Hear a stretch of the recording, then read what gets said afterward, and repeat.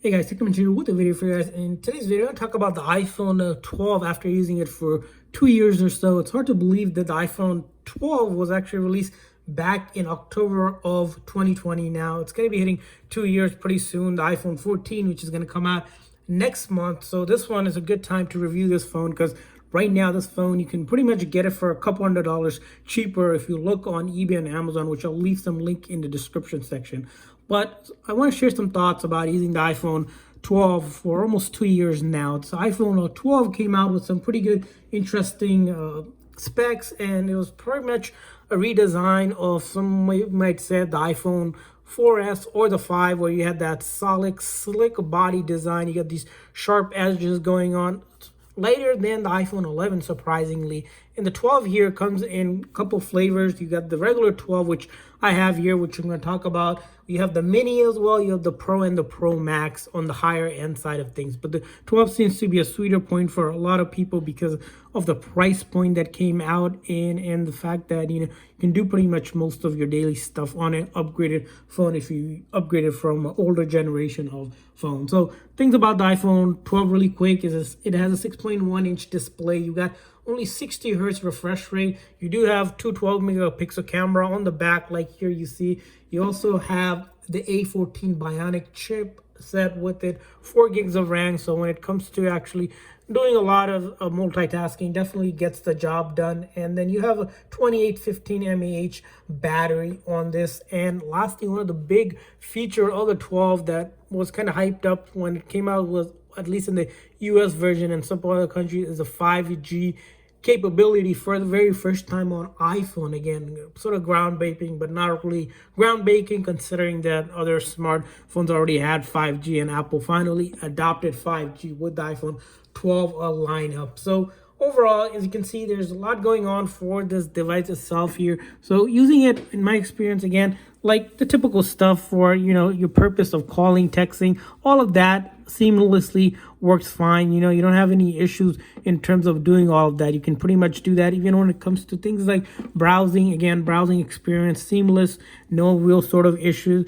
And again, with the apps, most apps, your social media, all of the apps that you normally use have been working fine for me. No problem there. You got all of your video streaming apps working. You got your gaming apps. You can game from just light games to some of the heavier graphic games without really any issues or any performance issue whatsoever. So overall, after even 2 years or so, the phone performs like it should. And right now, we're on iOS 15 here, and later this year, of course, iOS 16 is going to be available. And right now, the beta is available if you wanted to get the beta as well and take advantage of it. But when 16 comes out next month, we're probably going to update this phone and do a review of it. So overall, in terms of performance and the solid specs has been solid, great overall for usage of it. No issues there when it comes to that. Now, talking about the design of this whole phone, again, one thing probably is with this phone is that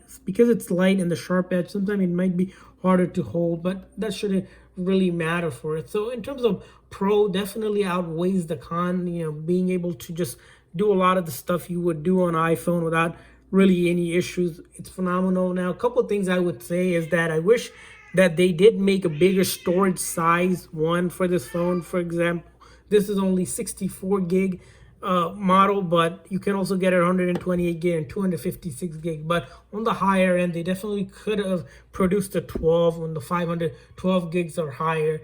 It does lack, of course, the refresh rate here.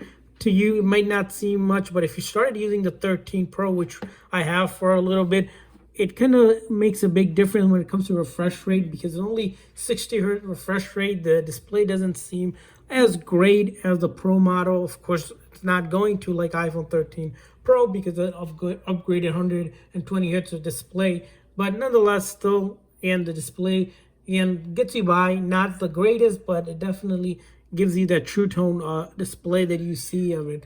And lastly, one other feature that's missing on the 12 is your optical zoom, which you don't quite get on this device here. You'll notice here you can zoom out and in without really issues. Portrait mode is available. You got 4K video recording, your HD photos, even night mode, all of that working fine. But overall, after 2 years or so, the phone is still a great device if you're looking for a device like the iPhone 12, which you can check out the links in the description section. This phone is probably going to be good for at least another couple of years to go, at least I would say 3 to 4 years without being an issue, and you won't regret in getting this device if you can get it at a discounted price, considering that the other 13 lineups can pretty much more pricier. But again, that's our review of the iPhone 12. Hopefully you guys enjoyed this video, and if so, make sure that like and subscribe button. And want to hear from you guys. If you guys use the iPhone 12, how has your experience have been? Leave a comment in the comment section. Thanks for watching, guys. See you guys next time.